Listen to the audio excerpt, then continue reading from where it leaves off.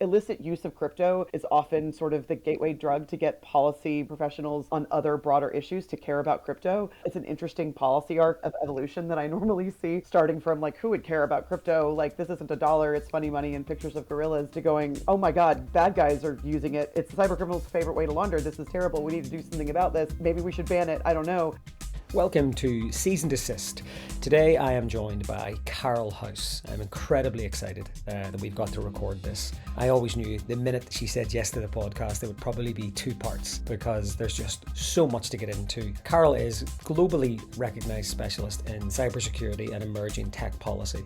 She's held two small positions you may have heard of in probably two of the most senior positions in cybersecurity in the world, in FinCEN and in the White House. She was part of the team that developed the executive order for President Biden. She is also the executive in residence at TerraNet Ventures, a senior fellow at the globally renowned think tank, the Atlantic Council, and also spent the earlier part of her career serving in Afghanistan in the infantry and holding various army intelligence positions. And today we're really going to deep dive into all things digital assets and sort of explore all of this wealth of Carole's background and experience, like bringing things right up to date with the recent illicit finance hearings that were held in the United States Congress, her views on ransomware, the big cases that are currently affecting things right now in the blockchain analytics space like Bitcoin fog, North Korean state-sponsored hacking, and then also navigating the sort of great debates around on-chain and off-chain activities. So whether you're new to this world of seized assets and crypto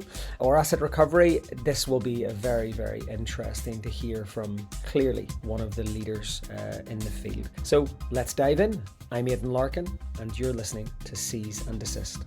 Our podcasts are for informational purposes only. They are not intended to provide legal, tax, financial, and/or investment advice. Listeners must consult their own advisors before making decisions on the topics discussed. Hello and welcome to Cease and Desist. I am joined by none other than the grand... I was going to say, well, what is a suitably appropriate title to sort of describe you and your many achievements? I was just asking you off camera, when are you going to be President of the United States? We'll get to that. I have an entire section dedicated to that.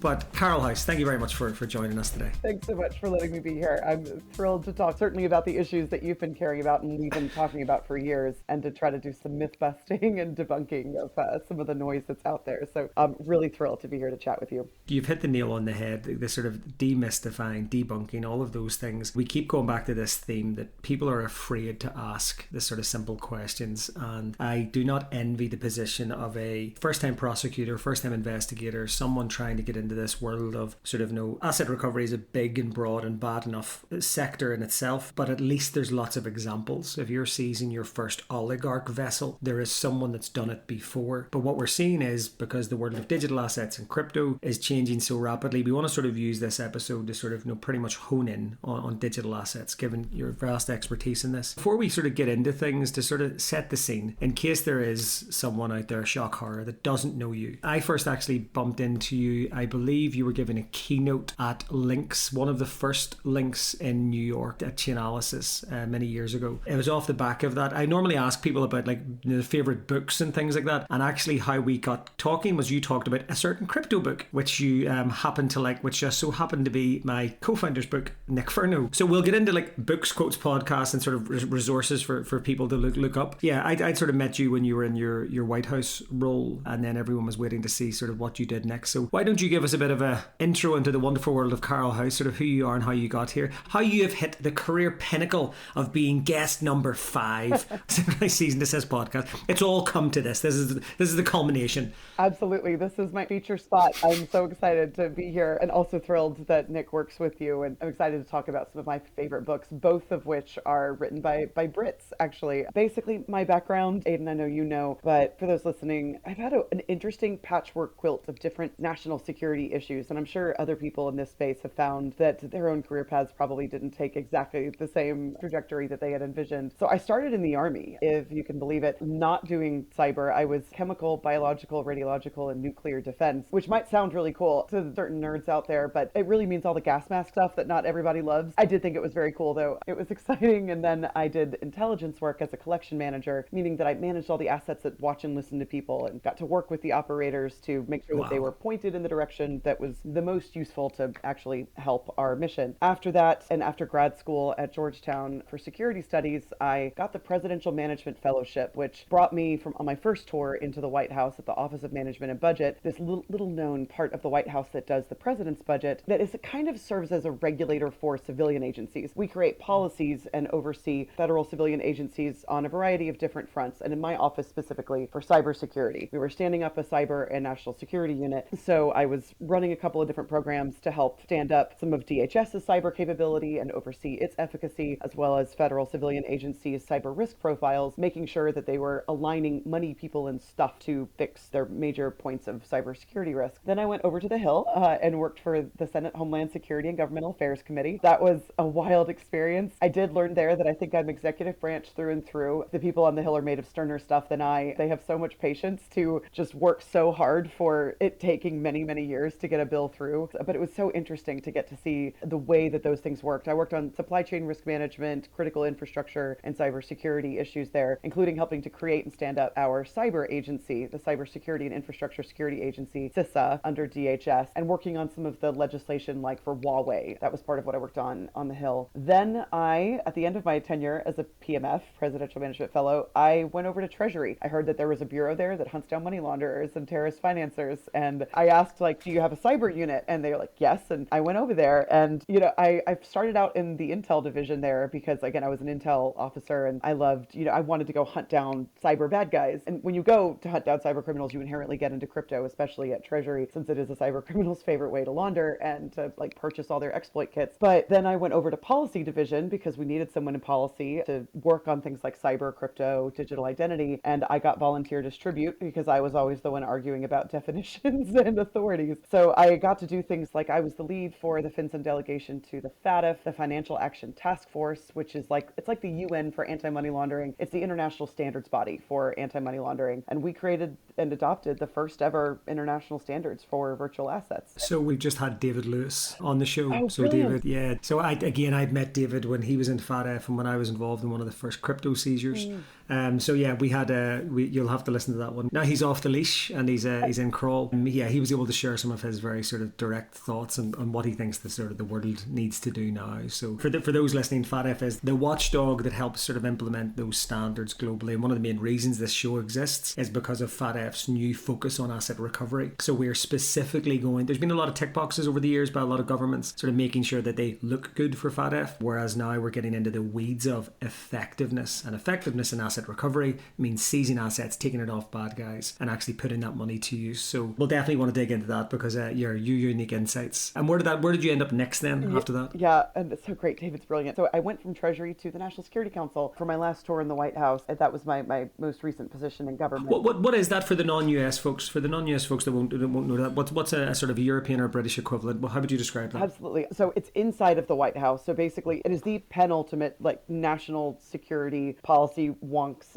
role that we all aspire to. And I was so lucky that I got to go there. So it's the policy shop for national security issues that serves inside of the administration. It's this wonderful behemoth covering so many different functional and regional issues on national security policy. And I went specifically to work for the Deputy National Security Advisor, Ann Newberger, who covers cyber and emerging tech policy issues, because ransomware was rising as a major issue. And I spoke with her, and we both really bonded over our concern about rising ransomware. And when was this? Just date this for us. What year is this? Absolutely. It's 2021. So right as the Biden administration was coming in, I think we started talking in February, and then I came aboard in April of 2021. So right towards the beginning of the administration, came in. This was a couple months before Colonial Pipeline happened. So I know it was an interesting trial by fire situation, but coming in to help stand up the U.S. counter-ransomware campaign, which I sort of find that illicit use of crypto is often sort of the gateway drug to get policy professionals on other broader issues to care about crypto. It's an interesting policy arc of evolution that I normally see, starting from like, who would care about crypto? Like, this isn't a dollar, it's funny money and pictures of gorillas, to going, oh my God, bad guys are using it. It's the cyber criminals' favorite way to launder. This is terrible. We need to do something about this. Maybe we should ban it. I don't know. And then going, oh, it publishes to a public ledger. That's kind of nice. You know, Swift and Fedwire and chips don't do that. Cash transactions don't do that. Insofar as I can see it on that public ledger and it can support investigations, maybe it's not so bad and we can harness this as a tool. So it was interesting to start with the counter ransomware campaign, then getting that going, which had a whole prong on countering illicit use of crypto, moved into the executive order on ensuring responsible development of digital assets that President Biden ultimately issued. And then all the while, I also worked on digital identity policy. So it was so much fun. It was the most incredible job and rewarding experience of my life alongside my deployment to Afghanistan. They were the most rewarding experiences of my life professionally. And after that, I left government, and now I'm an executive in residence at TerraNet Ventures, which is an interesting little research and advisory firm as well as investment firm. So we support security technologies. Basically, that support can be through operational support, direct incubation. Inside of TerraNet, I've been kind of operating as a basically interim COO for like a fintech due diligence capability that we've been growing. And then we also do research and advisory support as well as direct investment. I'm also a senior fellow at the Atlantic Council, which is a think tank in DC focused on a lot of interesting foreign policy issues. And I'm especially focused on things like cybersecurity and the future of money. There's a variety of other nonprofits and regulatory bodies that I'm on advisory boards and committees for also. But it's been a wild ride. It's fun being on the outside. It's interesting. I get to say more without accountability on the outside. That's fun. My CEO doesn't have a problem with that.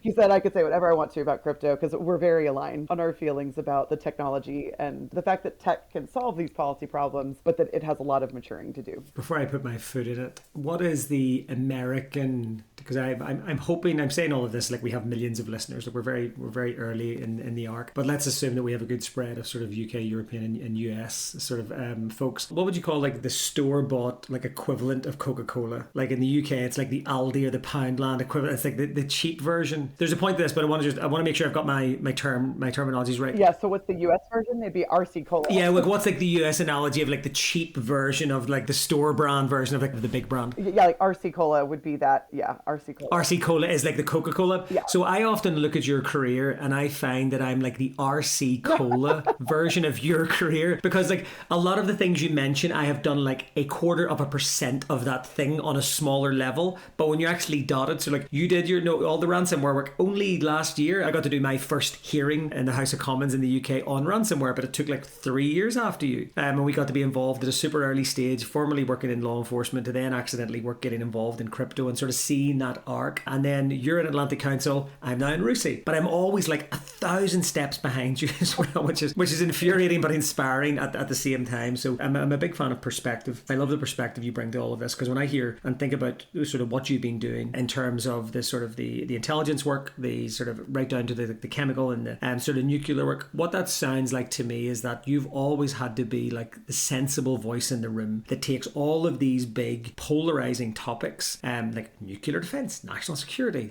intelligence, privacy. I can imagine there's a lot of people with canned peaches right now will hate a lot of the things that you've been involved in, and will also hate crypto, and will also love crypto, and want to lock everybody up and want to. So again, you've made a bit of a career sort of out of this about trying to be that person that can wear all of those hats and that can sort of cut through a lot of the nonsense. And that's kind of exactly the purpose of this podcast. So I'm sort of thrilled that we can sort of start diving into a couple of things. And one of the things I actually wanted to start off is by asking you a question. And it's around, with all of this context that you have and with all of these things that you've done and with all of these sort of projects you've been involved in and just people you've spoke to all around the world. And I know we have a small circle of sort of friends and people that we all know around the world in the sector. What is one of, because I know there's going to be more than one, that drives you insane the most? Like when you constantly hear like polarizing debates, what is that one thing that people cling on to, or you just think, oh, for the love of God, like I wish I either had a billboard or I could just announce en masse, or I could put this to bed, or I could tell people what to do next. I have my Room 101. What's yours? In this particular space, there are a few, you're right. One of them is citing the figures on illicit activity that come from the blockchain analytics firms about how much illicit activity activity is happening as if that is gospel and that is the ceiling on illicit activity and not the floor, which is actually what it is. So explain this for people that don't know. So, and also just to separate the two things, we talk about asset recovery underperforming and only 1% of assets being recovered. Park that. Completely separate issue is you have a transparent blockchain that allows you to track and monitor things. And within that, then you could say, oh, Aidan has just sent some assets to Carole, but we know Carole is a darknet criminal. Therefore, Aidan's transaction to Carole is illicit. If we track all of the Aidans in the world, then therefore we can work out what percentage of the total volume of transactions are at a minimum illicit, as you've rightly said, because the world is sort of looking at that as a finite. Oh, this company said it's 1, this company said it's 4, this company said it's 5. But I'm right in saying the vocabulary around it is still, that's it. Like, that's the amount of it. And you were involved in some interesting conversations at the illicit finance hearings about, on-chain and off-chain. So for those that don't know, can you just explain that concept and unpack that a little bit? Yeah, absolutely. So first, exactly like you said, there's these metrics that the analytics firms, which are absolutely critical evolutions that we needed in this ecosystem, right? And the crypto space is made very well to enable RegTech grow, like public ledgers, public records. There's tons of information out there. It's been ripe for RegTech to grow, and there's still lots of evolutions that I think will continue to evolve and make even better RegTech in this space. So they're able to see a lot of illicit activity. They can detect it through their own understanding of what money laundering looks like in these spaces. They see and understand based on tips and other publicly available information when scams have been reported on social media or other indicators on the darknet that, okay, this looks us. So they can mark that as illicit. And then they come up with metrics based on the entire market cap of crypto activity. And they say, okay, well under 1% of crypto activity is illicit. And they compare that to like the UN metrics and that have been cited, and maybe the IMF metrics also that point to like 3 to 5% of global GDP is seen as associated with illicit activity. Those are rough estimates that are really very hard to actually capture. And this is a problem because those metrics that the analytics firms are projecting are based on what they know for sure is illicit. Like, that is a very high confidence level score based on the information that they have available. They don't see any of the activity that, like you mentioned, is happening off chain. Even activity that's happening on chain that they don't recognize is illicit is not going to be captured in that. Like, there's always going to be information that law enforcement and other authorities have about what's illicit that industry isn't going to necessarily see and have access to. On the off-chain versus on-chain picture, like, there is a lot of activity that happens on-chain, and certainly transactions may end up getting settled on-chain eventually, but there's a lot of activity that happens outside of the view of that public ledger, whether it's activity that's happening inside of exchanges within their own transaction accounts, and as well as what's happening on layer 2 solutions, basically things that are built on top of that first layer 1 blockchain that everyone can see, things like Lightning Network. Like, there's lots of activity that happens. There can also be individual transfers that are happening off-chain and exchanges of private keys.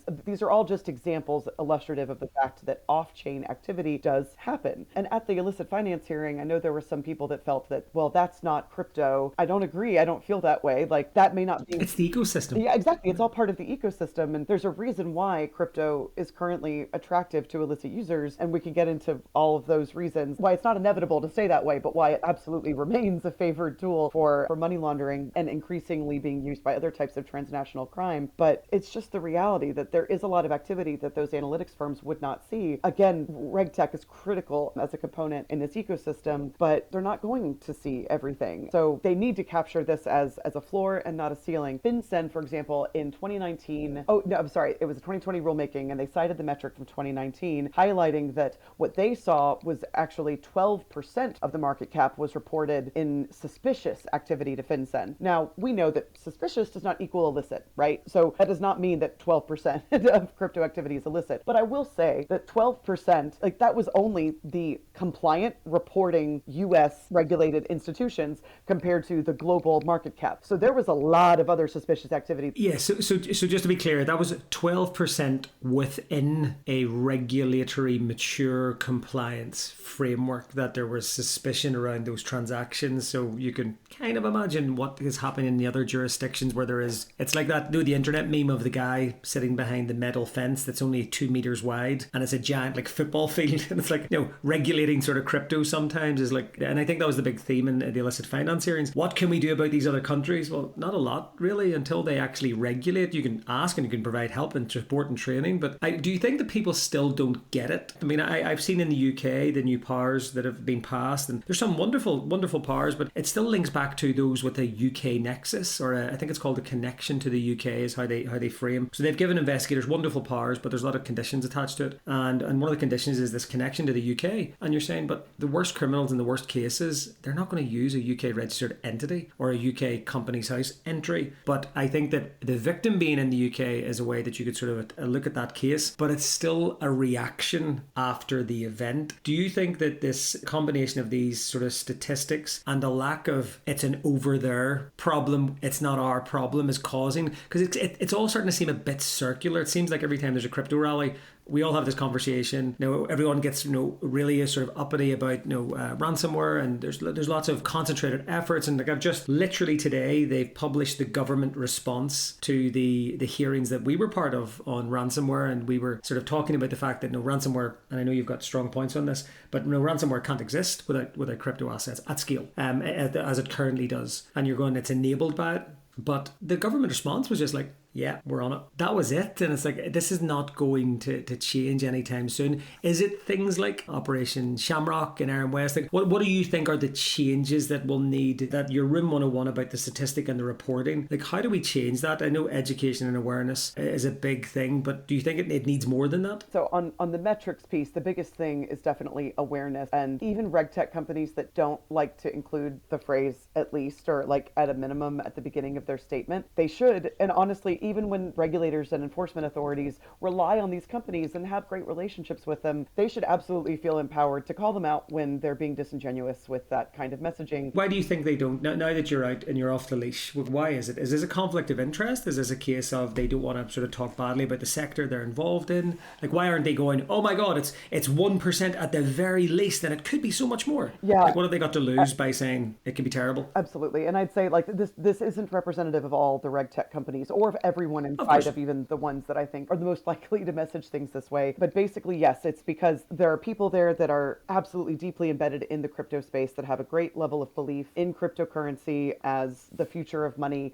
So it's both like a tie of true belief in the space, also because they are trying to navigate a really tough position to be in where they are literally the antithesis to some of the ethos of the creation of this space. They are the surveillance tools that are being used for the asset that's not meant to be surveilled. Exactly. So for some of the more libertarian views, or like cryptotarians, I sometimes call them to shorten crypto and libertarian views, the people that feel very much more like that this was meant to be an asset to take them out of the regulated financial system and out of surveillance of government or other authorities, the idea of the regtech companies is horrifying to them. And then even with the more centralized entities that understand that compliance is going to be a requirement, whether they liked it or not, depending on which ones that we're talking about, there are relationships, including as customers for these regtech companies and potentially other strategic partnerships that I could imagine that might end up creating some tough incentives. So I understand that some of the regtech firms can be in a tougher position where they don't want to come out slamming the space. Sometimes they'll try to default to be like the point of truth telling and just state facts and not advocate one side or the other on particular issues. It's just problematic to me when they then characterize their own findings without the right caveats that need to come before them. Yeah, because we all know how the sound bites are going to be interpreted. And in fairness to a lot of the analytic companies, when you actually read the reports are pretty clear, but they know what people are going to grab in the first paragraph. They know what the journalist is going to grab and sort of run with. And I think, like, I do share your frustration with it, because I see it on the ground. I've worked with countries directly that literally you have investigators trying to help victims of these horrible scams or victims of trafficking. They're trying to disrupt. And ironically, a lot of the analytic companies I talk to,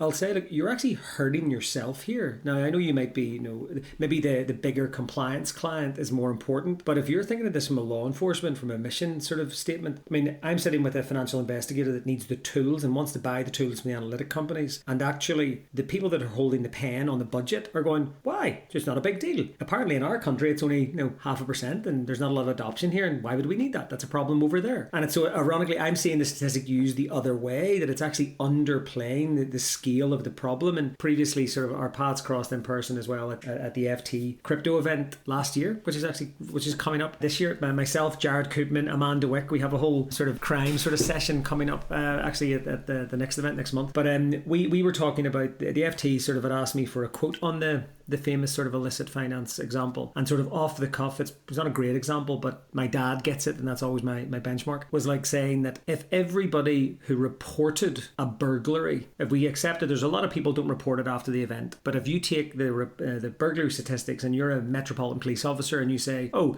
there was 15 reported burglaries last night, you wouldn't say there's only 15 burglaries happening in central London right now. Very confident about that because that's what people told us. And you're right. I think it's that sort of that zooming out piece. And there is then a bit of the double standard sort of sets in because, like as you mentioned, we have the Bitcoin fog, and it was a good example where you've got the crypto sector, screaming for. I've seen it with Ross Ulbricht as well. That how dare you, convict and lock up these people who are involved in these types of cases? And I don't get it. I don't get the double standard where everyone wants to combat financial crime better. No one wants ransomware, but then it's like crypto wants its own lane sometimes. Where it's like we can't say, HSBC, Goldman Sachs, you're all getting your sort of criminal charges against you for money laundering. But then these crypto companies and exchanges that want to become billion-dollar companies want to benefit from that and want to be, big, successful sort of corporate shiny towers. But then they don't want to be falling into the purview of regular AML and KYC. What are your thoughts on those? Are they double standards? What are you seeing in the general temperature check when you see the likes of the sort of Roman Sterling case, the likes of those that I know divide a lot of opinion, the Ross Ulbrichts of the world? I'd love to hear your perspective. They do. I'd say that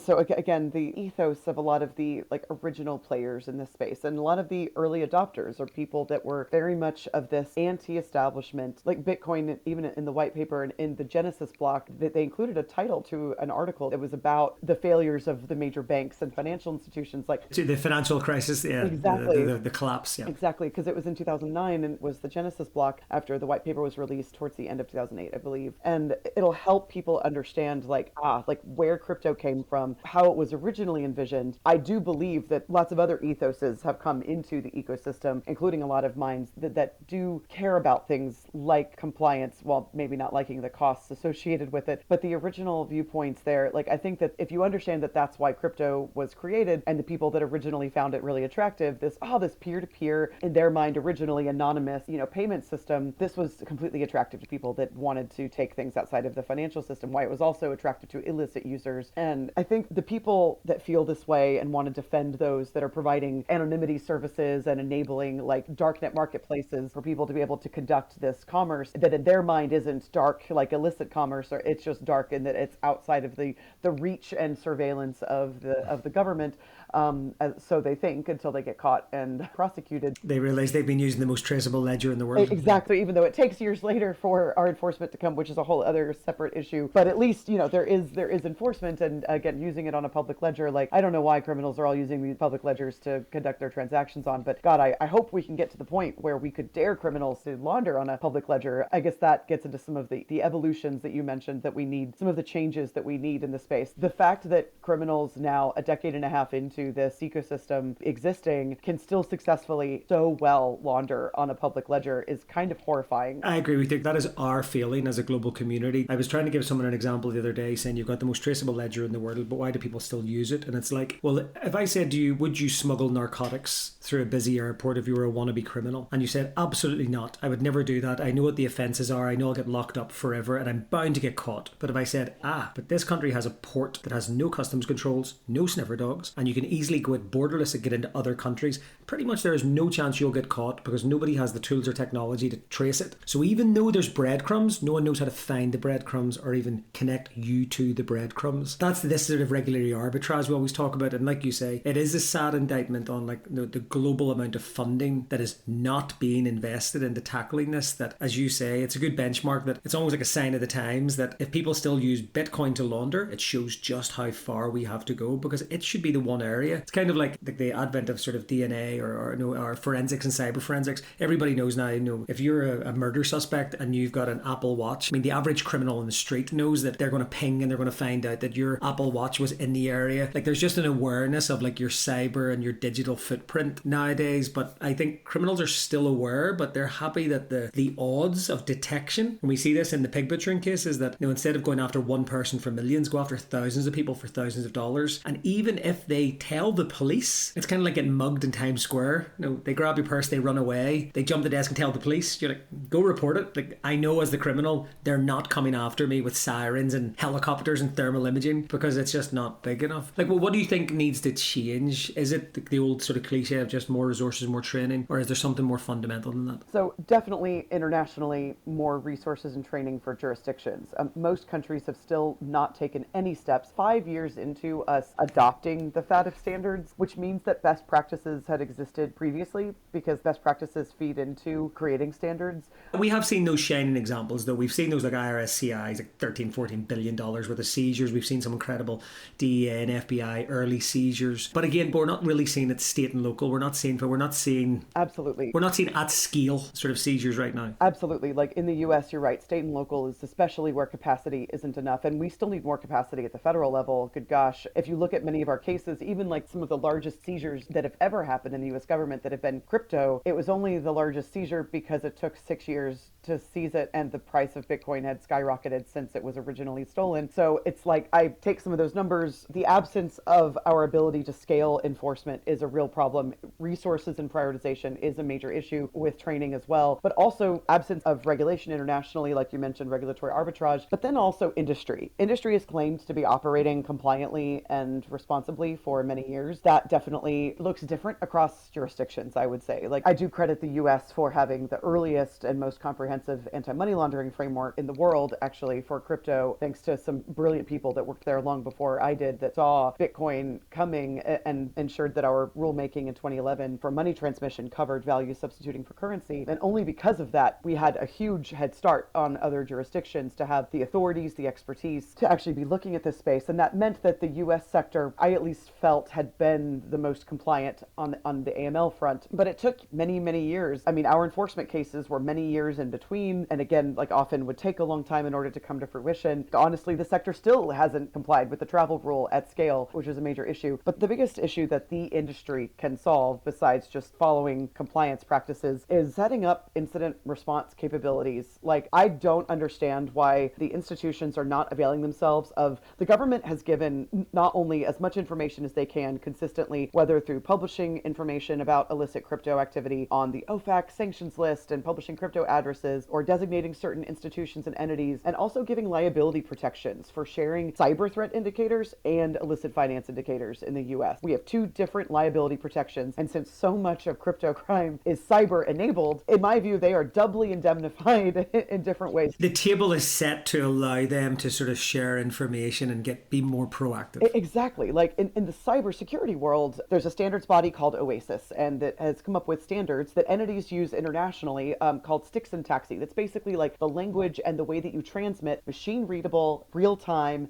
info sharing on cyber indicators of compromise. I don't know why illicit finance and crypto indicators haven't been adapted like this. Like crypto information that is highly structured in most instances. It should be ripe for AI. It should be ripe for like that. But is this separate, just for those that don't know it, and a bit of my own knowledge, this is completely separate from the likes of the suspicious activity reports and STR reporting. Yes. Which are already going into the likes of FinCEN in the US, where someone in an exchange sees something suspicious and they notify. This is a different level of customers told us something's wrong, or we've seen or we've spotted something proactively. You're talking about getting that information out the door quickly as well to law enforcement? Exactly. It follows more of a model of something that in the US, FinCEN worked with law enforcement and with international partners via the Egmont Group of Financial Intelligence Units, as well as international law enforcement, to stand up the financial fraud kill chain that the FBI drives, and then the rapid response program at FinCEN, which right now is only scoped for recovering cyber-enabled fraud proceeds. But it started with BEC because we recognized that if you didn't get the assets within the first 72 hours, that possibility for recovery would get almost to nil. So basically, we stood up with the rapid response program where you realize you get defrauded, you tell law enforcement, they shine the bat signal and alert the financial fraud kill chain and the rapid response program. And then based on that, if it moves domestically, the financial fraud kill chain especially tended to work. And then internationally, financial fraud kill chain and law enforcement would work through the MLAT process. But the FIU information sharing channels through Egmont would typically be a lot faster than the MLAT process. So FinCEN would work with many financial intelligence units through Egmont to share information saying, hey, this wire is sus. Is it still there? Like, please don't let those funds move anywhere. Okay, it did move. Great. Where'd it go? All right, go to the next, going jurisdiction by jurisdiction. It's that combination of the sort of the slower moving formal court ordered networks versus those informal networks like Egmont. And obviously you've got got the asset recovery equivalent of that, the Karen network, where before you put in your regular court order to seize a boat or a car or crypto assets at an exchange, you'll use your Karen contact point to say, hey, I've got a request coming into you,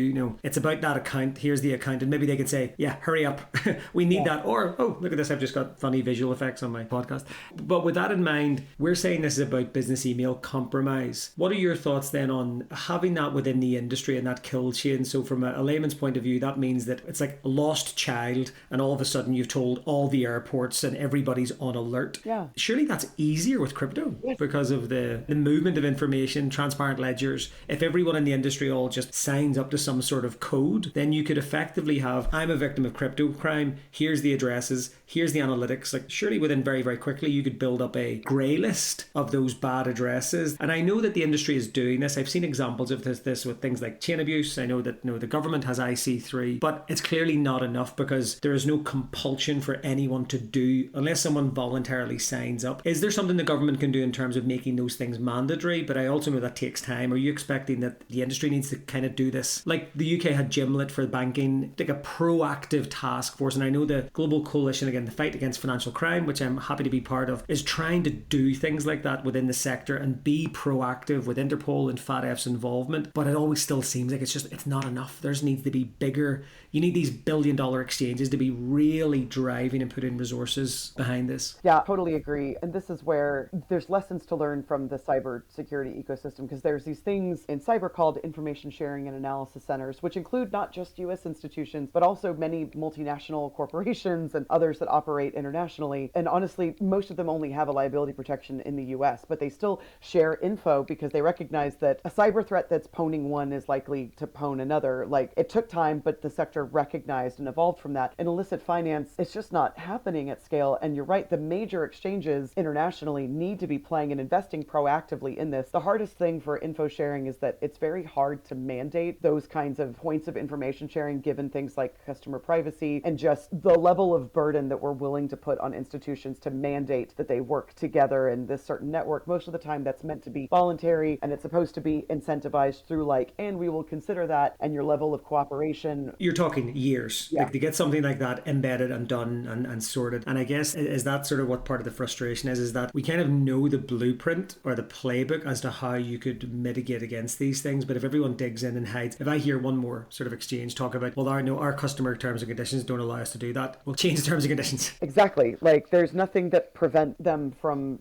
doing this other than their own choice to not be a part of fighting illicit finance and not being a part of the intent in the US and Congress's intent for giving authorities like the 314B information sharing protection. That's the illicit finance info sharing liability protection. That's the government doing its bit, sort of going like, if you're worried about sharing information, we'll give you some top cover. Exactly. And the latest iteration of the International Counter Ransomware Initiative, part of the huge counter ransomware campaign that we were driving at the White House, and that has, I think, around 60 jurisdictions that are a part of it now, if you count all the different EU members, since the European Commission is a member. But many countries are a part of this initiative that has 5 prongs, one of which is countering illicit finance and crypto. One of the initiatives that they announced at the end of last year was that they are creating a list of ransomware associated crypto wallets. And that's a good thing. And I'm sure that that'll be shared by authorities. So this is kind of like the OFAC sanctions list that a regular company can screen against. The idea is we just start to share more and more data. But is that going to be locked up behind a paywall? Is that an analytic company is going to sort of sell that as a tool, or is that going to be an open list? So that's a good question. It could be government only. I hope that the government would consider publishing that kind of list. And allow those companies to enhance the data around, because that's where there is the value. It's when you have those companies that do have access to nodes, do have access to data, do have access to OSINT and IP information. That's where, as an investigator, that's where the magic can happen if you can actually take all of that together. Absolutely. You can actually see some positive results. Yeah, I think that those kinds of things can be shared. There's some interesting questions about, there's a level of due process, certainly, that occurs before the government can do things like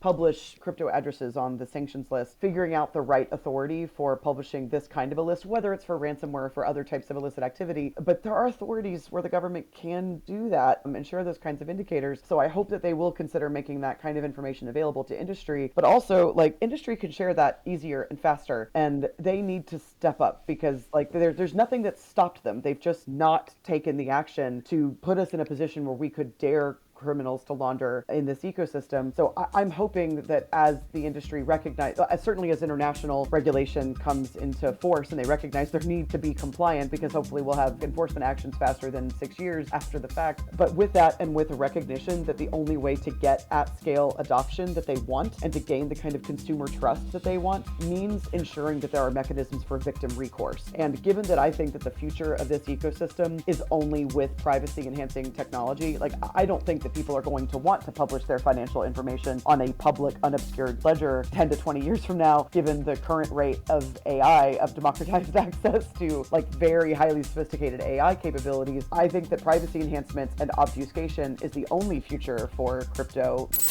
Thank you for listening to Seize and Desist. Don't go anywhere. We will be continuing with part 2 and continuing our conversation with Carole House as we dive into information sharing, state-sponsored hacking, what she would like to change in the digital asset ecosystem, and how that will affect asset recovery overall. If you enjoyed today's discussion, please like and subscribe and share your thoughts on the discussion that Carole and I had. And I would love to hear your suggestions for future episodes, future topics you want to explore, or future guests. Just leave a comment or connect with us on the usual social media channels. As we said at the outset, this is sort of the very, very beginnings of our exploration into the world of seized assets and asset recovery and unpacking the key topics. Hugely grateful to Carole for navigating us through this world of digital assets. And I think the more we can speak to sensible people and objective people in this space, we can continue to have an educated discussion around it. So huge thank you to Carole.